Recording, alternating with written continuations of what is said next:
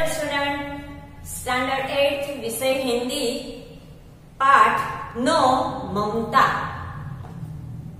जयशंकर प्रसाद द्वारा रचित इस कहानी की मुख्य नायिका ममता है और ममता जो है वह दुर्ग के रोहतास नामक दुर्ग के मंत्री चूड़ामणि की एकमात्र दुहिता यानी कि पुत्री है। इस कहानी के अंदर ममता और उनके पिता यानी कि चूड़ामणि उन दोनों मुख्य पात्र है। साथ में शेरशाह नामक जो शहंशाह है उनके द्वारा एक उत्कोच यानी कि रिश्वत भिजवाई गई है, जिसके कारण ममता उनका अस्वीकार करती है। कहने का मतलब कि जो उसने जो रिश्वत भिजवाई है कि यह दुर्ग यहाँ से खाली कर दो, तब उन उत्कोच का चूड़ामणि ने स्वीकार कर लिया, परंतु जो ममता है उसे स्वीकार नहीं करती है, क्योंकि वह मानती है कि हम तो ब्राह्मण हैं और ब्राह्मण का धर्म है कि वह कभी उत्कोच यानी कि रिश्वत कभी नहीं स्वीकार करते। पर चूड़ामणि जो है वह ममता को इस बात के लिए वह मूर्ख कहते हैं कि ये तो मूर्ख बनने की बात है, कि इससे अच्छा है कि हम यह उत्कोच का स्वीकार कर ले और यहाँ से चले जाए। पर इस बात के लिए ममता उसे मना करती है। जैसे ही ममता ने यहाँ उत्कोच लेने से अस्वीकार किया, दूसरे ही दिन वह शेरशाह जो था वह अपने सैनिकों के साथ उस दुर्ग पर आक्रमण करता है और जैसे ही आक्रमण करता है चारों ओर से पूरा दुर्ग उसने घेर लिया और उसमें जितने भी राजा रानी मंत्री जितने भी लोग थे वो सब मृत्यु हो जाते हैं, उन सबकी मौत हो जाती है। उसमें चूड़ामणि जो थे वो भी मारे जाते हैं, पर सिर्फ वहां से एक ममता जो है वह बच निकलती है। अब ममता कहाँ गई उसके बारे में शेरशाह को पता नहीं था। ममता उस दुर्ग में से भागकर वह उत्तर काशी के अंदर एक जो खंडर जैसा था वहां पे छिप जाती है। बरसों के बाद कई दिन बीत गए, उसके बाद एक भीषण आकृति यानी कि एक व्यक्ति उस खंडर के सामने आकर खड़ा हो जाता है। ममता को लगता है कि ये शेरशाह मुझे यहाँ ढूंढते ढूंढते यहाँ तक आ पहुंचा, पर वह शेरशाह नहीं था बल्कि वह था हुमायूं। अब हुमायूं जो था वह भी शेरशाह से पराजित होकर वह आश्रय मांगने के लिए वह ममता की झोपड़ी के पास आकर खड़ा हो जाता है, पर ममता का मन अभी भी मानने के लिए तैयार नहीं था। उसे तो अभी भी वही लगता था कि ये शेरशाह है, पर आखिर में पता चला कि ये शेरशाह नहीं बल्कि हुमायूं था। बरसों के बाद इसी तरह समय बीतता गया और ममता अब 70 वर्ष की एक वृद्धा हो गई। जब उसका मरने का समय नजदीक आ गया, तब हुमायूं का बेटा अकबर फिर से उसी जगह उस खंडर में झोपड़ी में आकर खड़ा हो जाता है और वह अपने मिर्जा से कहता है कि पिताजी ने यहाँ उसी स्थान का एक नक्शा यानी कि तैयार जो मिर्जा ने किया गया था यह इसी स्थान का है, पर वह बुढ़िया यानी कि ममता जिंदा है या नहीं उस बात का पता हुमायूं के बेटे अकबर को नहीं था। इसीलिए उसने वहां पे जाकर एक बड़ा सा अष्टकोणीय गगनचुंबी मंदिर बनवाया, क्योंकि उसे पता नहीं था कि किस स्थान पर उसके पिताजी ने आश्रय लिया था। इसीलिए वहां पे ममता का कहीं जिक्र नहीं किया, बल्कि अपने पिता की याद में यानी कि हुमायूं की स्मृति में उसने गगनचुंबी मंदिर बनवाया और उस शिलालेख पर अकबर और हुमायूं का नाम था, बल्कि ममता का कहीं पर जिक्र नहीं था। तो ये जो था वह पूरे पाठ का एक भावार्थ यानी कि एक सारांश तैयार किया गया था। तो सबसे पहले इस पाठ के अंदर आने वाले शब्दार्थ के बारे में हम जानकारी प्राप्त करेंगे। प्रकोष्ठ, इस पाठ के अंदर एक शब्द आया है प्रकोष्ठ यानी कि भवन, जो एक महल था उसके अंदर भवन के फाटक के पास का कमरा, कि बड़ा सा जो महल है उसके फाटक के पास का एक कमरा है, उसे प्रकोष्ठ नाम दिया गया है। तृणगुल्म, घास का समूह, जो खंडर है वह पूरी तरह से तृणगुल्म यानी कि पूरी तरह से घास से ढका हुआ है। तीक्ष्ण, तेज, प्रवाह, बहाव, वेदना, पीड़ा, दुख, विकल, बेचैन, व्यथित, पीड़ित, जीर्ण, वृद्ध, जर्जर। यहाँ जो शब्द दिया है जीर्ण यानी कि ममता का जो शरीर है वो पूरी तरह से जीर्ण हो गया था। कहने का मतलब कि उसके मरने की घड़ी नजदीक आ गई थी, इसीलिए यहाँ शब्द प्रयोग किया है जीर्ण यानी कि वृद्ध शरीर। दुहिता, पुत्री, ममता के लिए ये शब्द दिया गया है दुहिता। विकीर्ण होना, विकीर्ण यानी फैलना, जो शेरशाह के द्वारा जो उसने सोना भिजवाया था तो उसके लिए यहाँ विकीर्ण, चारों ओर कमरे में जो सोने का जो प्रकाश है वो चारों ओर फैल गया था। उत्कोच, घूस, रिश्वत, जो शेरशाह के द्वारा भिजवाई गई उत्कोच उसे रिश्वत कहते हैं। प्राचीर यानी चार दीवारी, कमरे के अंदर जो प्राचीर यानी कि चार दीवारी में कैद। विभूति, समृद्धि, प्रभुता। विपन्न, संकटग्रस्त। आतताई, अन्यायी, शेरशाह के जो सैनिक है वह सारे ममता को आतताई लगते थे, क्योंकि उसके पिताजी की मृत्यु जो हो गई थी उन सैनिकों के द्वारा जो आतताई थे उनमें से ही किसी ने उसके पिता को जो तलवार यानी कि उससे घायल किया था और उससे उनके पिता की मौत हो गई थी। विरक्त, खिन्न, दुखी। मृगदा, शिकारियों से बचने के लिए मृगों के छिपने का वन। जब शिकारी शिकार करने के लिए आता है तब मृग यानी कि हिरण एक खास प्रकार की जगह में वह छिप जाते हैं, तो उसी जगह में यहाँ जो ममता है वह छिप जाती है, जहाँ पे मृगदाव कहा जाता है, कि जहाँ उसे कोई शेरशाह या दूसरा कोई भी शहंशाह उसे ढूंढ न सके। तो ये जो सारे थे वह इस लेसन के अंदर आए हुए शब्दार्थ थे। अब हम पाठ की शब्द सह चर्चा करेंगे। रोहतास दुर्ग के प्रकोष्ठ में बैठी हुई ममता शोण के तीक्ष्ण गंभीर प्रवाह को देख रही थी। रोहतास नामक जो दुर्ग यानी कि जो किला था उसके एक प्रकोष्ठ यानी भवन के फाटक के पास का जो कमरा था उसके अंदर बैठी हुई ममता जो थी वह दुखी थी और वह बाहर का जो खिड़की से बाहर का वातावरण वह देख रही थी। मन में वेदना, मस्तक में आंधी, आंखों में पानी की बरसात लिए हुए वह दुखी थी क्योंकि वह विधवा थी और वह आंखों में पानी की बरसात यानी कि रो रही थी। अपने दुख से दुखी होकर वह रो रही थी और आंखों में जो आंधी यानी कि कुछ दिखाई नहीं दे रहा था उसका भविष्य कि क्या होगा मेरे सामने, कि मेरा भविष्य कैसा होगा, तो वह देख नहीं पा रही थी।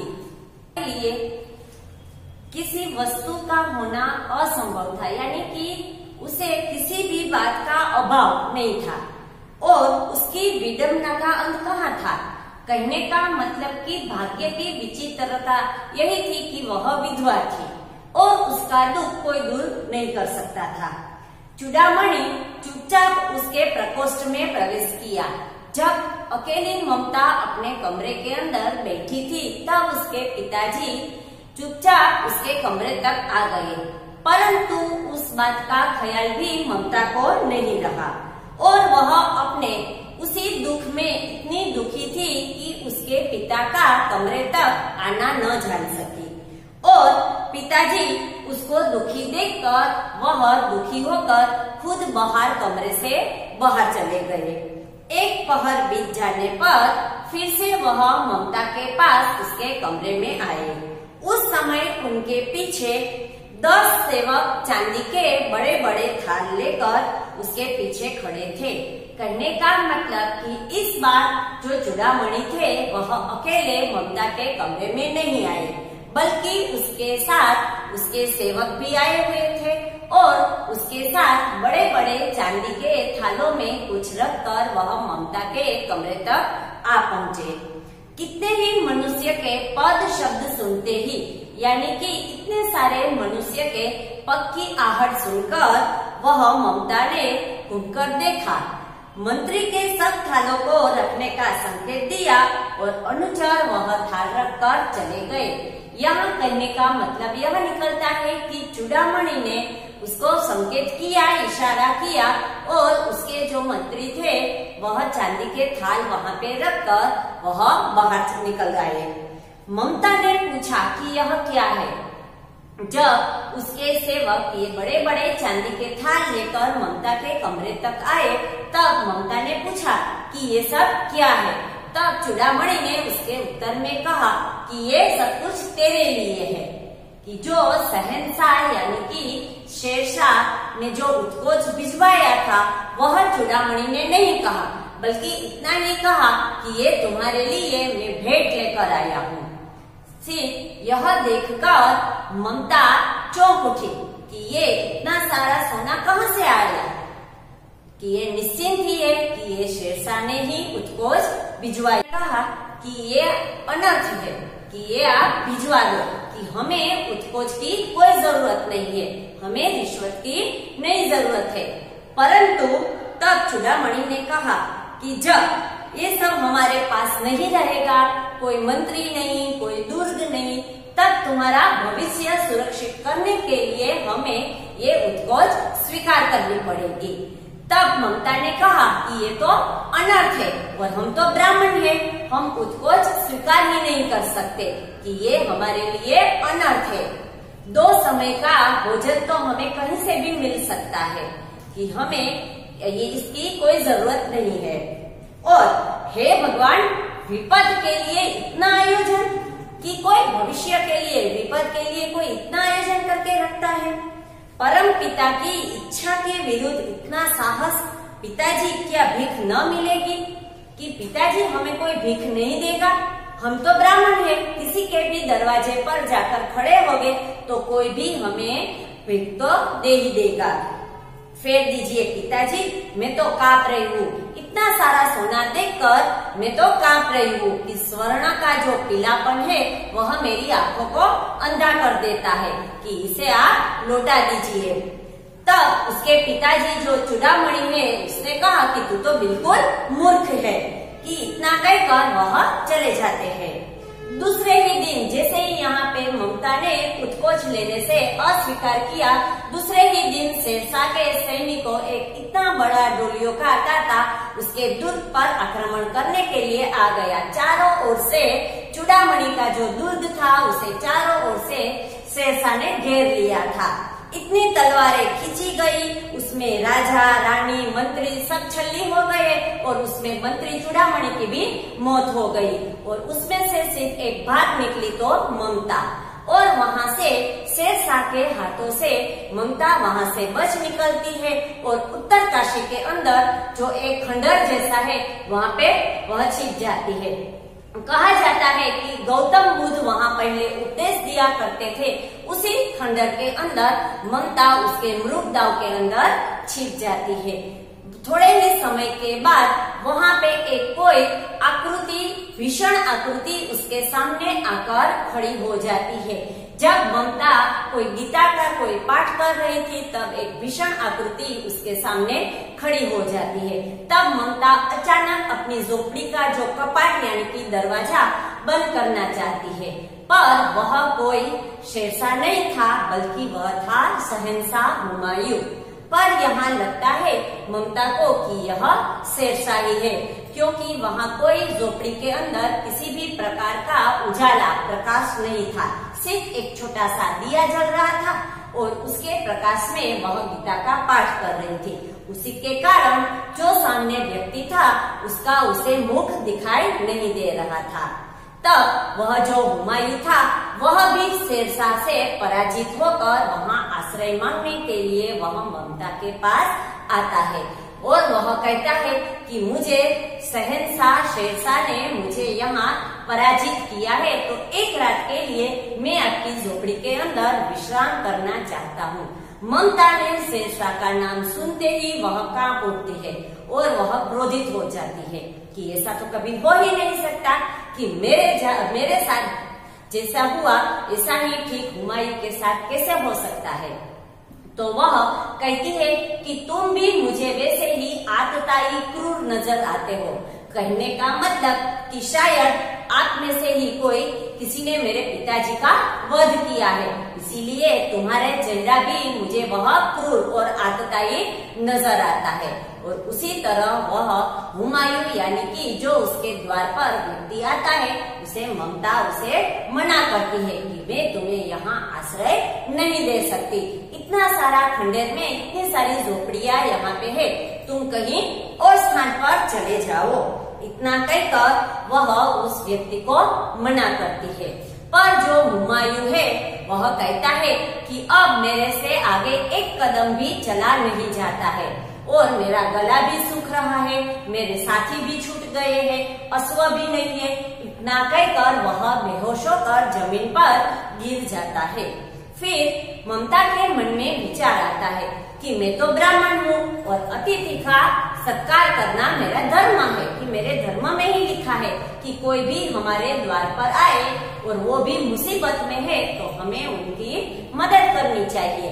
तो इसीलिए कोई व्यक्ति अगर अपना धर्म छोड़ दे तो क्या मैं भी अपना धर्म छोड़ दूं कि भले ही दुश्मन मेरे द्वार पर हो फिर भी मुझे अपना धर्म नहीं छोड़ना है।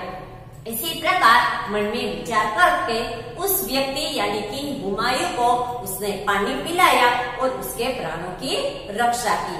जैसे ही वह उसके प्राणों की रक्षा हुई, हुमायूं खड़ा हो गया और उसने नतमस्तक से ममता के 2 हाथ जोड़कर प्रणाम किया।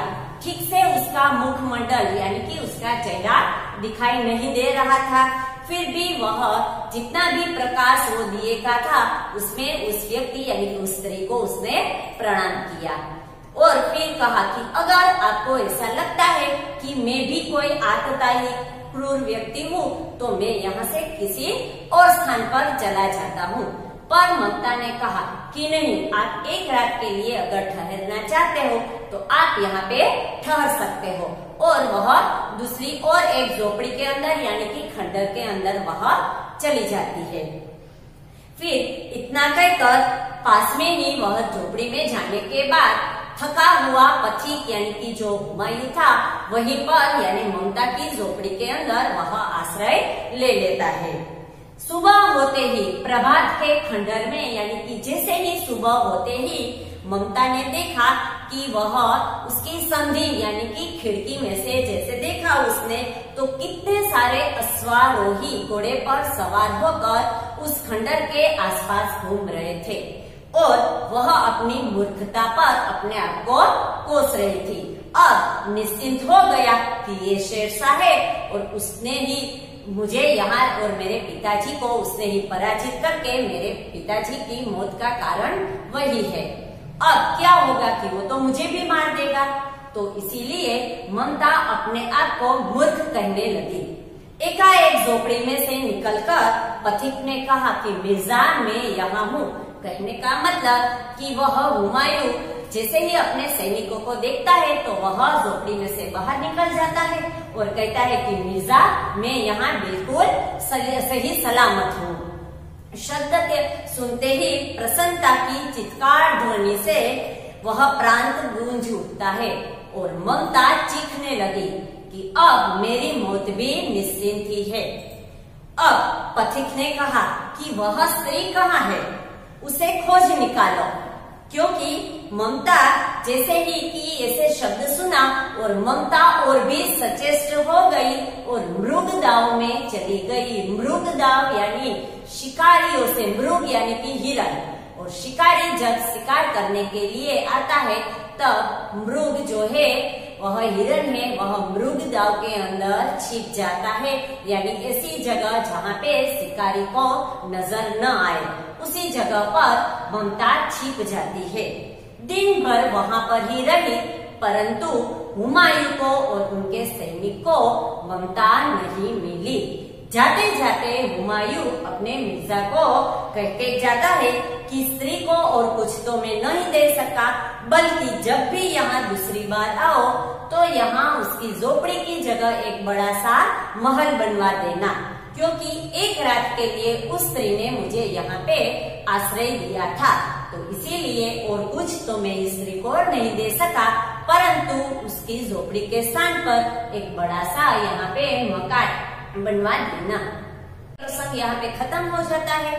अब दूसरा प्रसंग जब ममता बूढ़ी हो चुकी थी तब की बात है। चौसा के मुगल पठान युद्ध को बहुत दिन बीत गए। ममता अब 70 वर्ष की वृद्धा है। एक दिन वह अपनी झोपड़ी में पड़ी थी।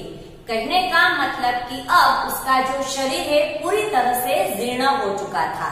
अब उसके मरने की घड़ी भी नजदीक आ रही थी। तब ममता की सेवा के लिए गांव की 2-3 स्त्रियां वहां पे कार्य कर रही थी और ममता आजीवन सबके सुख दुख की सहभागिनी रही थी। इसीलिए गांव की स्त्रियां अब ममता की सेवा के लिए वहां पे खड़ी थी। ममता ने जल पीना चाहा और एक जो स्त्री थी उसने सीपी से उसे जल पिलाना चाहा। तब अचानक फिर से एक अश्वारोही उसी झोपड़ी के द्वार पर आकर खड़ा हो जाता है और वह अपनी धुन में कहने लगता है कि मिर्जा ने जो चित्र बनाया था वह शायद इसी स्थान का है और इसी जगह का ही होना चाहिए, क्योंकि अब बुढ़िया तो मर गई होगी। अब मैं किसको यह बात पूछूं कि जहां मेरे पिताजी ने आश्रय लिया था, क्योंकि वह बुढ़िया तो और नहीं रही होगी। अब किस छप्पर के नीचे हुमायूं ने आश्रय लिया था, यह घटना भी 47 वर्ष पूर्व की है। अब इतने साल बीत चुके हैं तो शायद वह बुढ़िया भी नहीं रही होगी। ऐसा वह जो था वह हुमायूं का बेटा अकबर अपनी धुन में कह रहा था। ममता ने अपने विकल कानों से सुना, ठीक से सुनाई भी नहीं दे रहा था, फिर भी वह ममता ने इसी बात को अपना नाम सुनते ही वह जो स्त्री उसकी बाजू में बैठी थी उसको कहा कि जो बाहर अश्वारोही है वह मेरे बारे में ही बात कर रहा है, तो उसे अंदर बुलाओ। जैसे ही वह अश्वारोही अंदर आता है तब ममता ने कहा कि मुझे पता नहीं है कि वो कौन था, वह हुमायूं था या कोई और शहंशाह, मुझे पता नहीं। पर जाते जाते वह इतना कहकर गया था कि मैं उस स्त्री को कुछ न दे सका, बल्कि यहाँ झोपड़ी के स्थान पर एक मकान बंधवा देना, पर आज चाहो यहाँ पे महल बंधवाओ या मकान, इतना कहकर वह चिर विश्राम गृह में यानी कि सदा के लिए वह उसने अपनी आंखें बंद कर दी और उस स्त्री की मृत्यु हो जाती है। अकबर जो था वह तो अवाक रह गया कि वह बुढ़िया अब तक जिंदा थी, तो इतने साल बीत गए तो वहाँ उसकी झोपड़ी के स्थान पर क्यों अब तक किसी ने कुछ नहीं बंधवाया। पर अब क्या किया जाए, तो अकबर उसी बात पर वह आश्चर्यचकित रह जाता है और बुढ़िया के प्राण पंखेरु उड़ जाते हैं, यानी कि उसकी मौत हो जाती है। फिर यहाँ पे हुमायूं का बेटा जो अकबर है उसने हुमायूं की याद में एक अष्टकोणीय गगनचुंबी मंदिर बनवाया और उसमें ममता का कहीं पर जिक्र नहीं किया। खुद अपना नाम और उसके पिता का यानी सातों देश के नरेश हुमायूं और उनका बेटा अकबर का उस शिलालेख के ऊपर नाम लिखवाया गया और ममता का कहीं पर जिक्र नहीं किया। तो यहाँ सबके दुख में सहभागिनी रही पूरी आजीवन ममता, परंतु आखिर में उसका नाम का कहीं पर मंदिर या तो कहीं पर मकान नहीं हुआ, और एक गगनचुंबी जो मंदिर हुआ वह हुमायूं और उनके बेटे अकबर के नाम का हुआ। अस्तु।